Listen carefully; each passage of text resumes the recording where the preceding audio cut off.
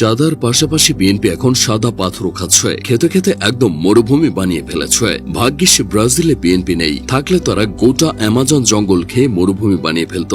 যুবদল নেতা নয়ন এবার বলতেই পারেন, তারেক রহমান জানেন নাকি পাথর খেকোদের নায়ক আপনি? সবাই পাথর চুরির সমালোচনা করলেও ভালো দিকগুলো কেউ দেখছে না। এত পাথর তুলতে নিশ্চয়ই হাজার হাজার লোক লেগেছে, ফলে তাদের কর্মসংস্থান হয়েছে। ক্ষমতায় আসার আগেই হাজার হাজার কর্মসংস্থান করতে পারলে ক্ষমতায় এসে বিএনপি নিশ্চয়ই লাখ লাখ কর্মসংস্থান করবে। তাছাড়া বিএনপি সবগুলো পাথর বিক্রি করছে না, কিছু রেখে দিচ্ছে শয়তানের দিকে ছোড়ার জন্য। ফলে এবার থেকে হজের জন্য সৌদি যাওয়া লাগবে না। বিএনপির এই পাথর বাণিজ্যের ফলে দেশের তরুণ উদ্যোক্তারা উপকৃত হবে। তারা নতুন ধারণা পাবে কিভাবে পরিবেশটাকে কাজে লাগিয়ে হাজার হাজার কোটি টাকা আয় করা যায়। বিএনপি ক্ষমতায় আসা মাত্রই দেশের প্রতিরক্ষা ব্যবস্থা কয়েক ধাপ এগিয়ে যাবে, কারণ অন্য দেশের আছে মিসাইল, বিএনপির আছে সাদা পাথর। সাদা পাথরের ভয়ে ভারতের রাফাল, পাকিস্তানের F-17 থান্ডার বাংলাদেশকে আলাদাই সম্মান দেবে।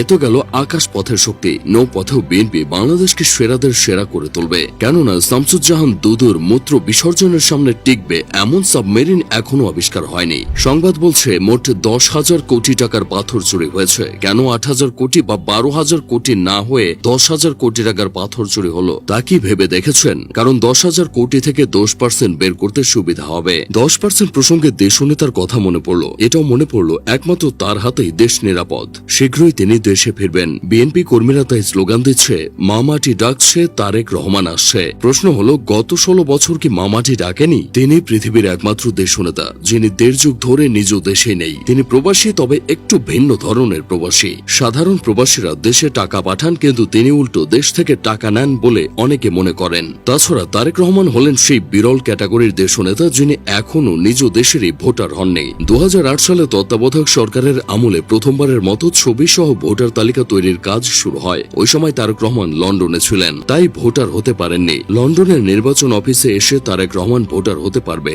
এজন্য তার স্বাক্ষর, চোখের আইরিশ ও 10 আঙুলের ছাপ বাধ্যতামূলক। এখানেও 10।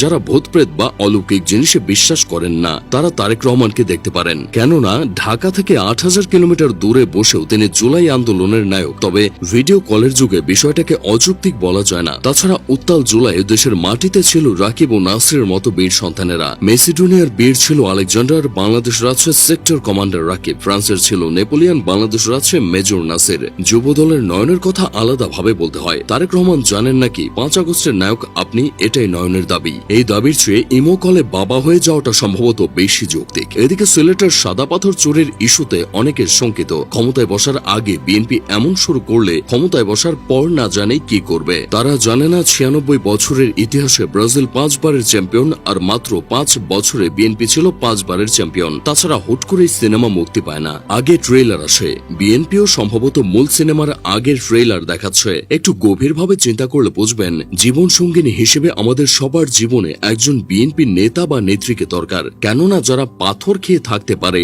তারা আমাদের জীবনের সমস্যাগুলো খেয়ে ফেলবে। তাই আজই বাড়িতে জানিয়ে দিন, জীবনসঙ্গী হিসেবে বিএনপি ছাড়া কোনো কথা নাই।